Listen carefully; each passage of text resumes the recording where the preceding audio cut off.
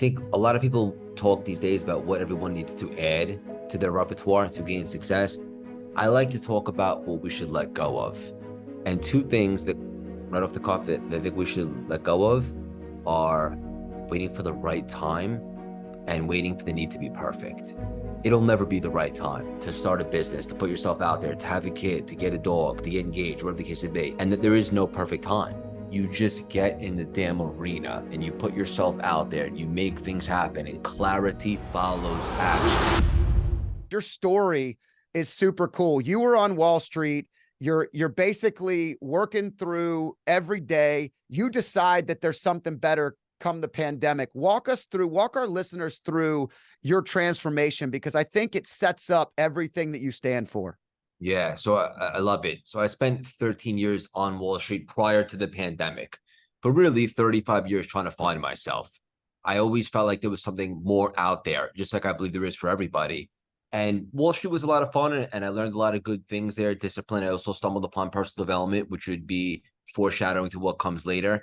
But ultimately, it started to become very stressful. And as you can imagine, with the unpredictability of that lifestyle, it just wasn't fun anymore. And a few things happened to me at once a few years back, right before the pandemic. It was a dark cloud over me, or so it felt. I had just got out of a toxic relationship. My best friend, my pops, my dad had gotten diagnosed with cancer, still battling. And even though I had my own business, wasn't exactly putting a dent in the universe. And so every day I was waking up and it was like, let's just say on Monday, forget about the weekend. I was just looking to make it through the day. And it pains me to even say that, but it's good because it's a part of my story and you'll see why. I started drinking a little bit more than I like to admit. I think I was just trying to escape my reality, but I didn't stay there long. I'm not sure if I found running or running found me, but I started running a lot. And this was very pivotal for me for a couple of reasons. Number one, you couldn't pay me to run a couple of years back. All of a sudden, I'm running these marathons and I'm doing very well. And it showed me a couple of things. Number one, that I could do some hard things. It gave me purpose in a season when I desperately needed something. And probably most importantly, it showcased that I could be successful at something that I didn't necessarily have experience in. But I was still at my job. And then fast forward the pandemic, bang.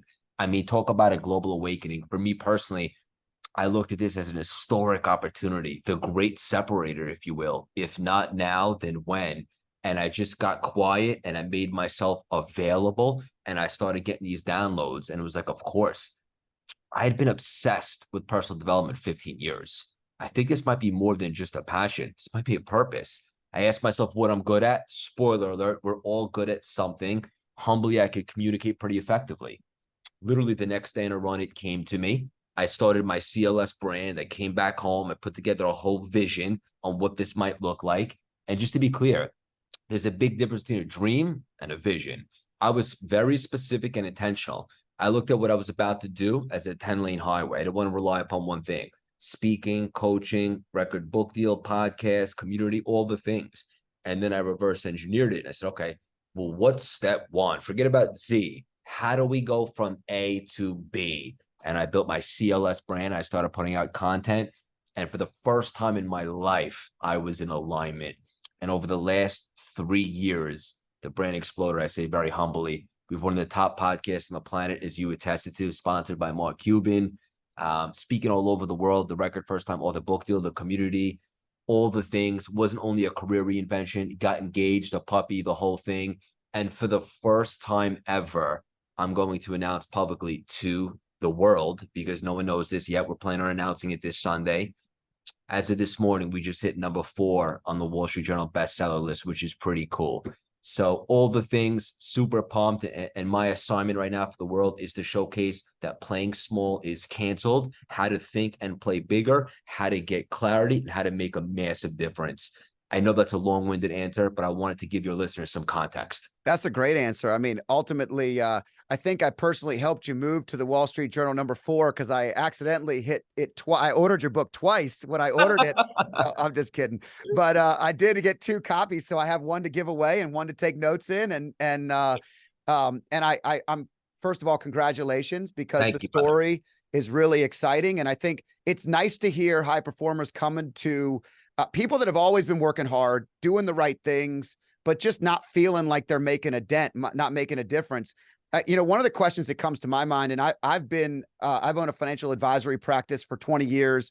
Money is something that when and I'd like your input on this, but just as a perspective, money is something that when you surround yourself in and around money all the time, there's something that starts to wear on you. It's almost like this emptiness. And so working on Wall Street, working with only money, like there's such a bigger purpose out there. And when you see that it's so much more intrinsic, not extrinsic, there's a really big turning point in a lot of people's lives. And I know I've felt like that. And it's one of the reasons we're doing this podcast, but I'm just interested if there was ever a moment where I know people want to make money, Craig. I understand that it's important to survive and you want to be successful, but if it's all about the money, it can sometimes wear down. And I just wanted your input on that topic.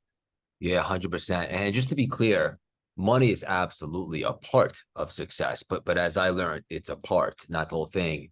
And what success is not is dominating in just one area. And even though I was making money at a season where that's how I determined what success is, my soul was basically suffocating. My relationships weren't super great. I wasn't in the best shape in my life. My spirituality was probably non-existent. In fact, I would say I was spiritually bankrupt. And so money is a byproduct. Now I know that. It's an energetic exchange for doing great stuff. And what do I mean by great stuff? Making an impact, making a contribution, adding value, putting a dent in the universe. And when you do that, I want to be clear, it's not just a Craig Siegel thing or a Scott thing. Anyone should be looking for why they're here, their big purpose, and then doubling down on that. And trust me when I tell you, the money will come. And you should unapologetically want to make a lot of money because you can do great things with it. But just to be clear, it's a byproduct of doing great stuff. On your chapter about falling in love, I really appreciated this. And you mentioned it now twice. But I noticed two things about falling in love, and it wasn't about what people thought it was going to be. It was really about you started working on self-love. You started working on yourself, and you've always been a self-developer and personally and professionally developing, but self-love was a topic that I would like you to hit on. And the second thing I would say is we talk about faith here and having something bigger than yourself, that spiritually bankrupt feeling, and then focusing on your relationship with something bigger than yourself and how that impacted your ability to not only love yourself and the game you're playing, but all the people and relationships in your life. Yeah. One thing that I did that was pivotal for me when I decided to reinvent myself and realized that I had a choice was forgive myself. And I think this is really powerful for everybody listening right now, because you don't have to have loved everything that you've done up until this point. In fact, when I saw most of my speaking engagements, I usually ask, who here feels like they're here for something much more than they're currently settling for? And typically everybody raises their hand. So that's very telling, but that's good because we at least have awareness. So I want to say this, first and foremost, forgive yourself if you are not where you'd hoped you'd been. Doesn't mean that you have to approve of everything that you've done, but you do have to accept it. And now we can begin to take inspired action. And forgiving yourself is actually quite liberating, right? All of us are flawed to an extent. So you have to forgive yourself of not being where you hoped you'd been and shift your energy and your focus onto what you could do next. And that's be the best human being that you can be in all the areas, spiritual relationships, love, and career, and all that. And first and foremost, begin to love yourself. Right. And understand that we all make mistakes. It's a part of the journey that is life. But do we learn from them? Can we become better? Can we put our best foot forward? And if you can do that, you could really start to develop a tremendous self-love. And when you love yourself, it's like nobody else can really hurt you because it's an inside game, so to speak. And once I started doing that, I started to find and fall in love with my career, found why I'm here, and then eventually, obviously, be available for the right partner, the love of my life, my soulmate, Alicia, and so forth. So none of this, I believe, is achievable if you don't love yourself. And this is something I really had to work on, but it's a game changer and it's a muscle that could be developed. Yeah, it's really difficult for other people to love you if you're not loving yourself and having that value that you're holding inside of you. It's very, very challenging. And so as you invest in yourself, you're investing in the relationships and the people that you love the most, because they're going to know that you're available. And I think what you're describing is beautiful and true. And it allows you to really have that reinvention that you're looking for. Tell us, as a part of this journey, what's been the most impactful? You said you set out on this journey, you had this transformation, you started all over again, and you made these goals of where you wanted to make a dent in the world, as you say. What are the things along this journey that have been the most impactful for you? And share that with our listeners, if you could. I would say relationships. And as it turned out, we just launched a book, as you know, and I went all in. And I always play life all in, but this was like a new level. I need to come up with a name for it, maybe blue in the face. I believe so firmly in this message that I was speaking about it till I was literally blue in the face. And everybody showed up for me last week, brother. Like my community, my tribe, people that I didn't expect that never post on social media were posting that they got the book. All the celebrities showed up and did lives with me. It was just the most special and emotional feeling. And what I learned, and just last week, is that how rich you are is not based upon how many commas you have in your bank account.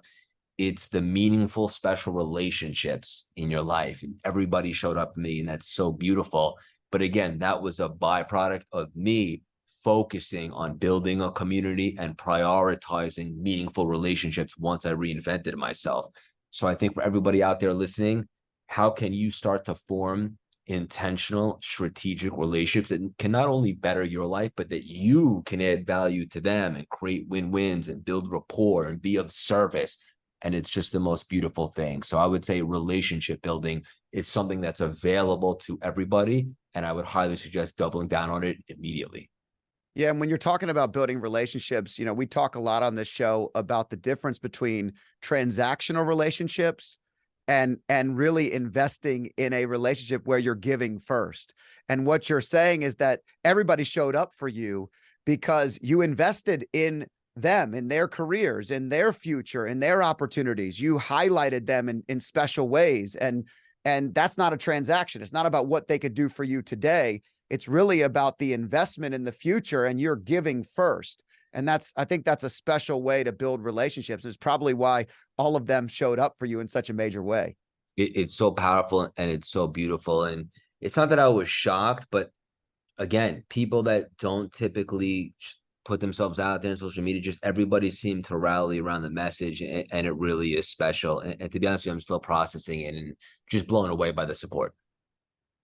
You work with a lot of celebrities. You've had a lot of relationships, a lot of great interviews. Is there anybody in this professional or personal development game that you've followed that you've really learned a lot from, both maybe from indirectly and then potentially even directly, now that you have so many great relationships? That's a great question. And another thing that I learned when I set out to reinvent myself was that I really need to put my ego aside and realize I don't know what I don't know. And so I started getting into rooms with people that, as I like to say, aren't necessarily better than me, but are a little bit further ahead. And it was contagious. And I just started to think bigger, and I formed some really meaningful relationships. And I think two that come to mind right off the cuff, and there's many more, would be John Gordon, who did the forward for the reinvention formula. Great guy. He's been an indirect mentor to me, a great friend. He wrote probably about 15 bestsellers and like 30 books and Energy Bus and all that. And he's just been a great sounding board for me. And also David Meltzer, who's a big time entrepreneur. He was a former sports executive and all that stuff. And he's been great for perspective and advice and so forth. These guys are in their 50s, and they obviously have a lot more life experience than me. And those two off the cuff stand out as people that have really been supportive and gave me perspective that I might not have had. Yeah, that's great. And thanks for that answer.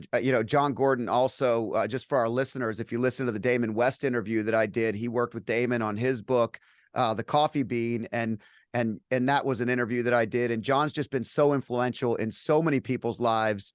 And David wrote a great blurb on the back of your book as well, which is also good. It's these people are not only investing in you individually, but they're investing in your future and the opportunity. And it's really, really impactful. Yeah. Tell me, how are you continuing this journey? So you went through the reinvention, and sometimes when you go through a transformation, there's almost like a breathing zone. Like you transform, you build. Are you continuing to run marathons? What are you continuing to do as a part of this transformation? And then what are some of the things that maybe you're doing less of because you've really grown in substantial ways? This is such an interesting question and answer. And first and foremost, yes, I'm currently signed up for the New York City Marathon, which is in November. I'm mid-training right now.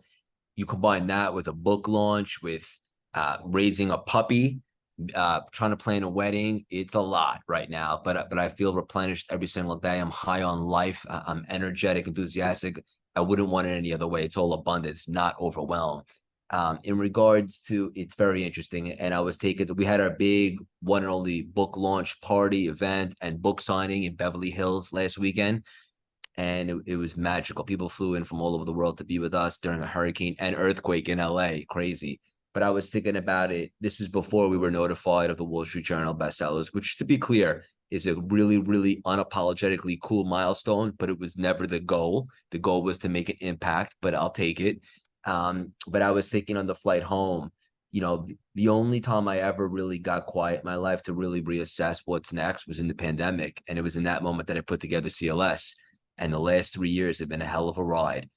And I feel as though with the launch of this book and obviously the success of it, it kind of marks the end of the beginning. That 3-year story arc, that loop, if you will, is now closed. And I'm actually going to intentionally be taking some time over the next week to disappear for a minute and really connect and block out all the noise and really reassess what is that next level of expansion for us over the next 3 years and so forth. And so probably not the sexiest answer you were looking for, but I'm just being honest. I'm going to take some time to figure out what that next level looks like. Yeah, I mean, it is. I actually think it's a great and a very sexy answer, because I know for me during the pandemic, I'm a sprinter, not an endurance runner. And so what happens is when you're a sprinter and you realize you're a sprinter, when you sprint all day, every day, all the time, you get tired and you don't realize it. And if you don't take those breaks and reflect and rebalance and kind of reshuffle, you end up exhausted. You can't run 26 miles sprinting. You have to pace yourself. You have to endurance run. And so during the pandemic, I think it was interesting because it was like the first time in a lot of people's lives, if you were like me or like yourself, where stuff just stopped and you couldn't actually do what you've been doing. I had a personal trainer, couldn't go to the gym, had nowhere to be, was working from the house. Like my whole family's in the house, completely different scenario. And the fact that it slowed me down, it's funny. I had a Bible sitting next to my desk, next to my bed. And I remember reaching over saying, I've been talking about reading the whole thing. I've always been spiritual. I've always been connected, but I had never taken the time. I took 20, 30 minutes every morning, started that way. And it changed the whole trajectory of the next, 3 years of my cycle the same way. So I thought it was a great, sexy answer. And I appreciated the way that you're looking at reflecting and taking a breather. Yeah. And also, like, you should always be reinventing reinvention. And so also one thing that we just got approved for our TED Talk, which is cool and exciting, that's kind of been in the works. So I'm going to shift my energy and focus to that because it's actually due at the end of this month and it's in October. But for the most part, that was already on the agenda. So now it's like, what is this next level of expansion? Because I mentioned that 10-lane highway in the beginning of the conversation. That was my vision, speaking, coaching. And I say very humbly, a lot of the goals have been hit. And that's not where you stop. That's just the beginning. So we really have to do some deep thinking and feel energetically what feels good and really step into that. And I'm super pumped. I'm excited to explore what that looks like. Yeah, it's pretty cool when you have a purpose and you're driving towards that purpose and you know that you're making an impact, but each day, each week, each month, you're getting a larger stage.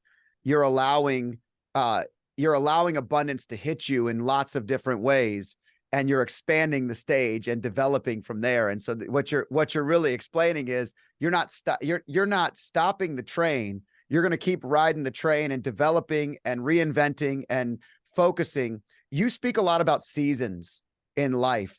Talk to our listeners about the seasons of life and the most important things when you're thinking about a season of life.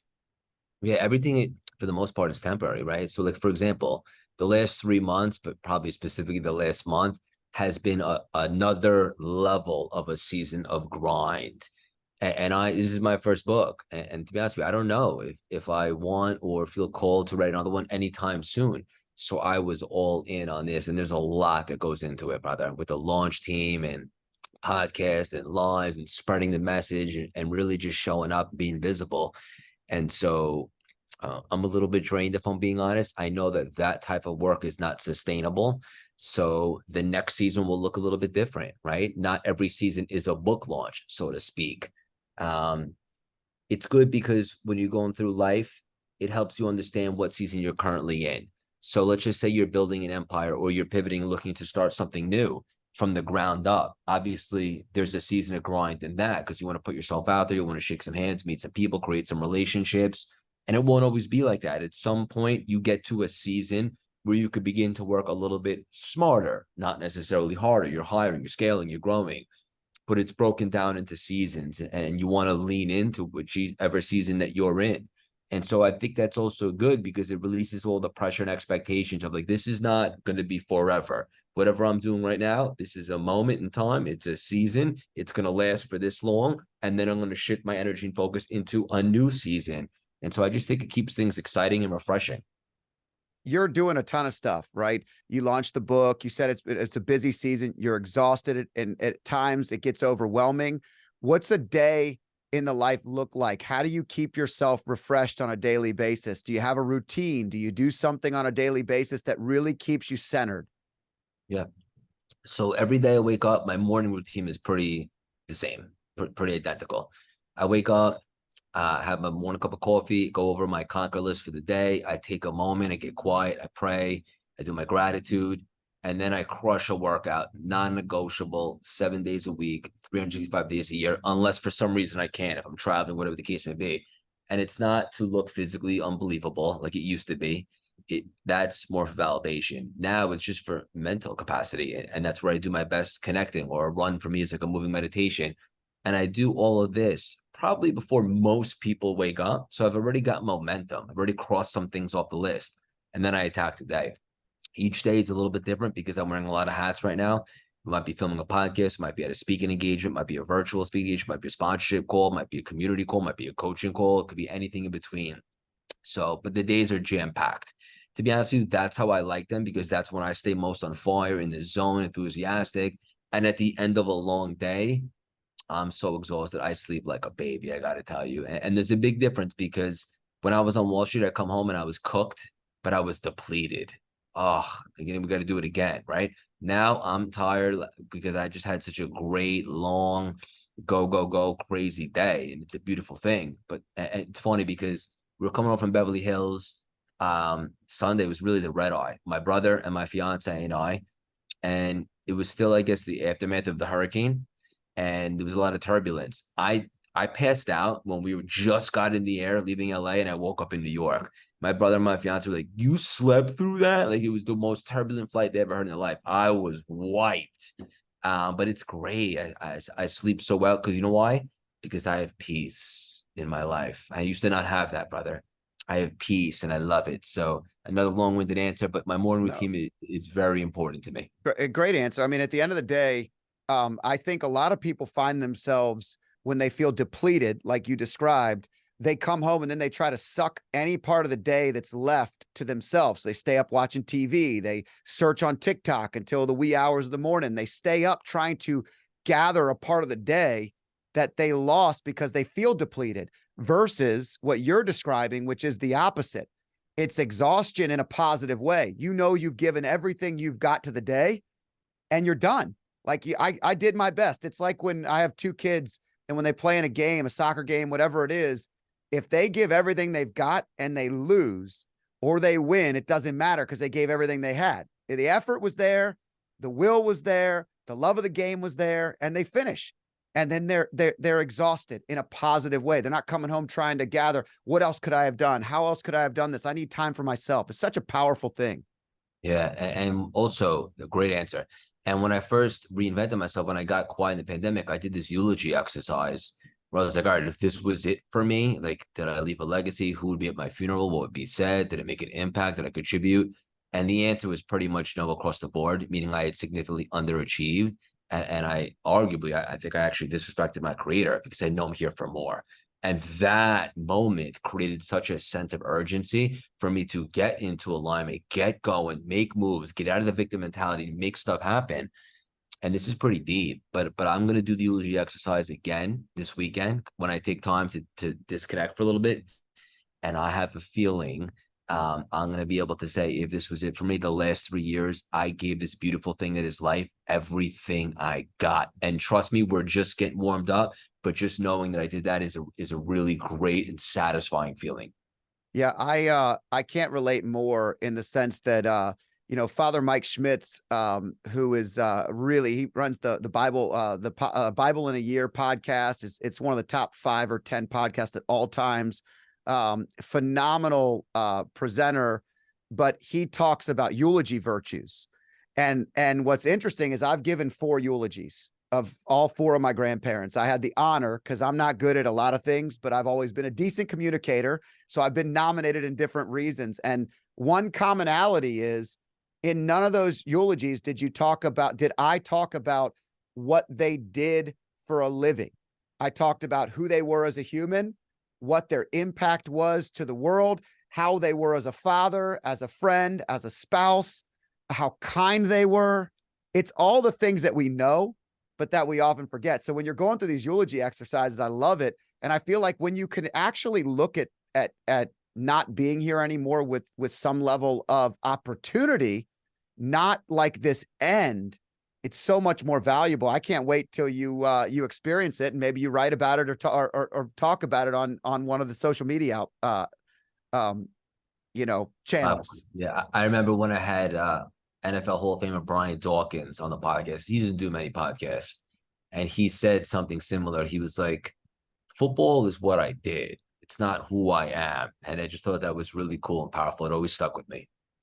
Yeah, it's one of those. I had a conversation earlier today, and we talked about the difference. And I often talk about the difference of when you meet someone, the difference between the robot that comes up to you and shakes your hand and immediately says, "Tell me what you do. What do you do?" Like, I don't want to work and hang around people that only want to know what I do. I want to hang around people that want to know who I am and how I can help them. And the more investment you're making, the more eulogy opportunities you have, and the more people that are going to show up to see Craig at any stage of his life. So that's definitely a cool thing. So when you are talking to people and coaching people right now, what's a theme that you see come up over and over again, that if you had to push repeat, that you know, one thing that just seems to be reiterated over and over again, that if you could record a video and just have someone reminded every single day, is there any common theme that you would say to everybody that really helps maybe kickstart the reinvention formula, maybe restart it if they've fallen off? I mean, what are some of the things, or when I say some, I mean the one thing that kind of is reiterated over and over and over again? There's a bunch of different things, but I think a lot of people talk these days about what everyone needs to add to their repertoire to gain success. I like to talk about what we should let go of. And 2 things that right off the cuff that I think we should let go of are waiting for the right time and waiting for the need to be perfect. It'll never be the right time to start a business, to put yourself out there, to have a kid, to get a dog, to get engaged, whatever the case may be. And that there is no perfect time. You just get in the damn arena and you put yourself out there and you make things happen, and clarity follows action. And if it's not the thing, it'll be the thing that leads to the thing, but you'll never know unless you get in the arena. And that's when great things happen. I see so many people just waiting. I'll wait till I have a website, and I didn't have a website for the first 8 months of CLS, or I'll wait till my content looks better. For what? Just get out there and start making stuff happen. And then we'll collect some data. We'll be resourceful, we'll refine it, and we'll apply it in the future. So you got to let go of waiting for the perfect time. What kind of puppy did you get? Just for the listeners to understand. Okay. He's a killer Shih Tzu, half Shih Tzu, half Poodle, but mostly Poodle. His name is Whiskey, and he's on fire, and he's adorable, but he's also a menace. but I love him so much. How old is he right now? He's 7 months. I have a feeling this is going to be good practice, if you know what I mean. Yeah, I do. So I have a question that I want you to turn into a question. So you interview all these people, you're getting ready to get married. You know, you're going in another chapter. I've been married for 20 years. I have two Wow. children. Okay. And what is the thing that if you could ask everybody that's married, like what is the thing that's constantly on your brain that as you approach this next chapter of your life that you're either most excited about, that you want to understand better, that everyone keeps telling you the same thing? Is there any bit of conversation piece that stands out to you when it comes to the next chapter of actually getting married and moving forward in that chapter of your life? I would say this. First of all, kudos to you for being married 20 years. It appears this day and age, you're bucking trends. So I want to know, what's your secret? You know, first of all, I think that it's very simple. And that is, I've always been very self-aware of who I am, which helped me find the right partner. So the one thing you talk about is self-love. And that partner that I found allowed me to grow and fail and grow and fail. And we did it together. And so we also never looked at a way out. There was never an option for a way out. It was always how to work through everything.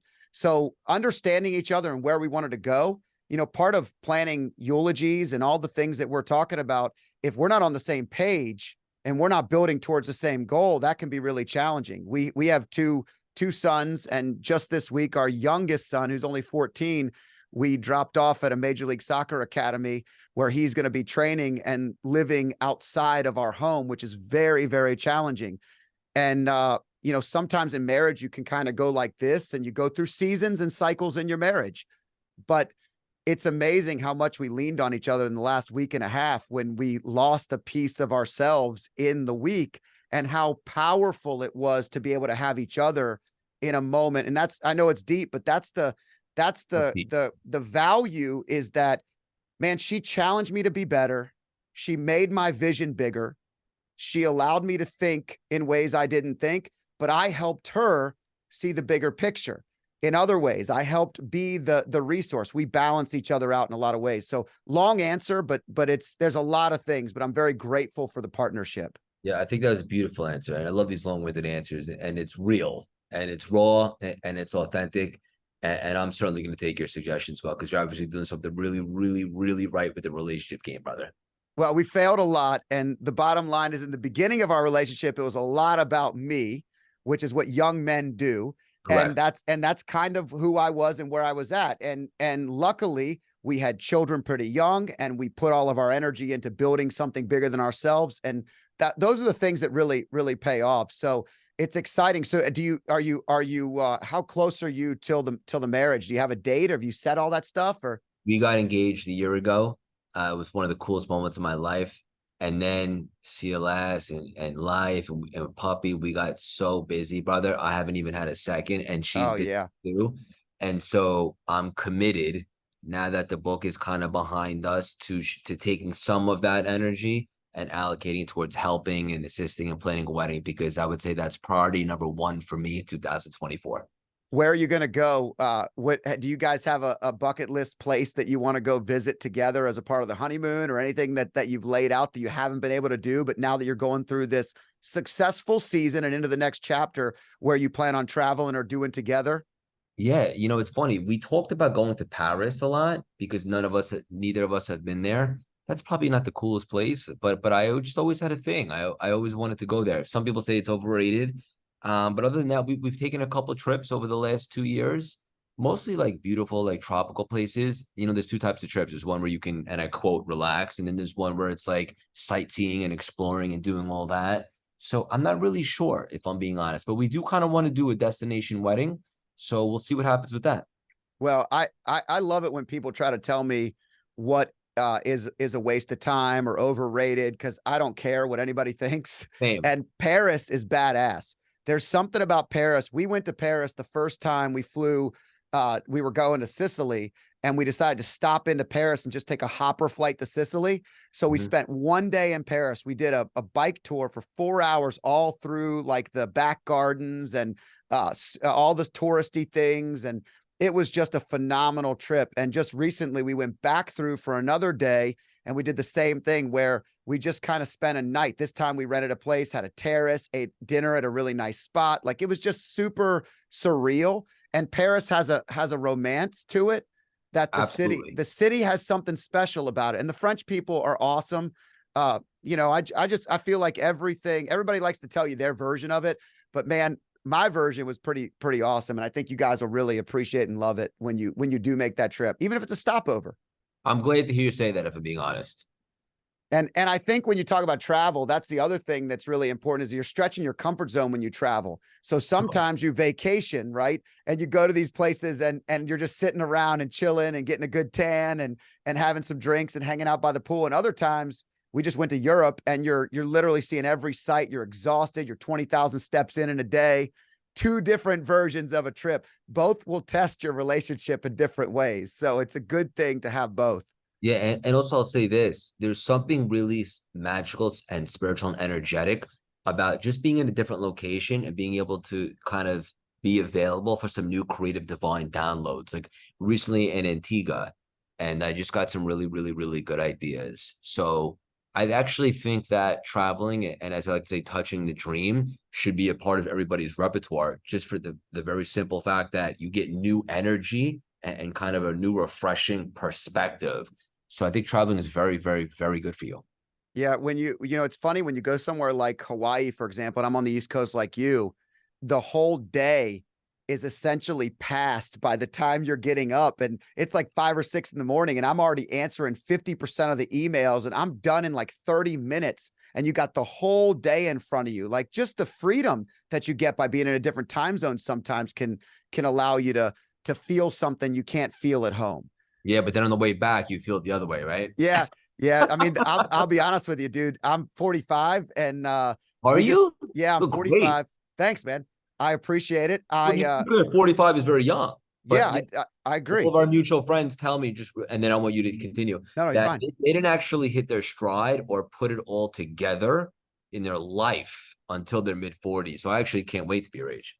Yeah, you know what? I'll be honest with you. I think that I really feel like my 20s were just head down grinding. My 30s were starting to figure it out, but I was really led by the family and the children and that style. But my 40s really allowed me to start to use all the wisdom that I had gained towards not only helping myself, but mainly helping lots of other people. The impact has been exponential. And so that's crucial. What I was going to say is, at 45 years old, we went to Europe. We actually spent 2 weeks. It's the first time I've ever taken 2 solid weeks. And we went all over Europe. We had a cruise. We had 4 days in Rome. It was phenomenal. Did Tuscany, like all kinds of cool stuff.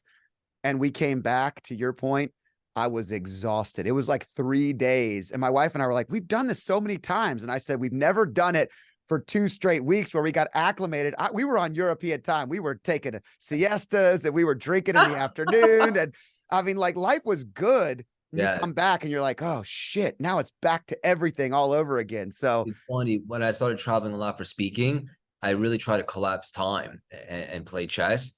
And so a lot of times I would take the red eye back from across country. And in theory, those things sound unbelievable. Of course, sleep on, the ride home and hit the ground running. Those things could be tough. Ironically, the last one this weekend, I did sleep like a baby, did hit the ground running. But I totally get it. From time zone to time zone can be challenging. That's a challenge. I think one of the things that I didn't do enough early in my career that I want, listeners to pay attention to, and I would say I would redo a little bit differently, is that I would make more time in the places I'm going. So many times I've been to a city where I had a purpose to be there, whether I was doing a presentation or I had a meeting, and I just went in and out. And I wasn't always where my feet were. Being where our feet is can be so powerful. And I feel like that's one of the things that if you can extend by a day, or if you can fly out. I go out to Arizona, Scottsdale a couple times a year for some meetings with some big networking groups and stuff I'm a part of. And I try to go front end and back end, because just a day on either side, because it allows me to kind of be where my feet are when I do land. But it is what it is. Tell me this, something I wrote down that I wanted to have you just expound upon. You love movies, and you talk about The Greatest Showman. I love Hugh Jackman in that movie. I think it's one of the best movies. My kids loved it. I loved it.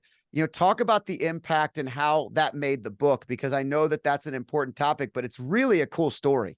Yeah, one of my favorite chapters, if I'm being honest with you. I'm a movie guy, as you attested to, and I love to get a message from something like a movie, and just always sticks with me. And it's something I could rewatch or go back to. And for me, The Greatest Showman was so special because, number one, I love true stories. And the whole story is about P.T. Barnum, who essentially created the circus. And he totally reinvented himself later in life. And he just talks about in the movie, like, he says something along the lines of how our imagination is only limited by where we can see. And if you can think a little bigger, you can expand what's possible. And that guy just had no limitations. And he was relentless and he was creative and imaginative. And it just stuck out with me. And then you add on that the A-list and quality actors that are in the film and the music. It has all the feels. And for anyone listening right now that has not seen it, I highly suggest you do. You will 100% be inspired and elevated from the film. I've never seen a Broadway play, and it's the only one that, like, in my brain, I'm like, if Hugh Jackman does this on Broadway or even off somewhere, I want to see that version. He did for a while. And I found out, I listened to the Tim Ferriss interview. It was freaking phenomenal. And then he talked all about it, but he's not doing it now.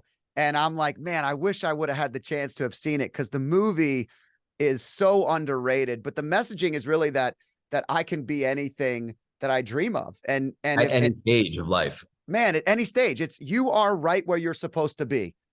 Today, we are right where we're supposed to be. Where we go from here is up to us. Can we dream it? Can we see it? And it's the American dream. It's the whole mentality that you could do and be anything at any point in time. And P.T. Barnum kind of laid that out. And Hugh Jackman does a phenomenal job. He's a great actor.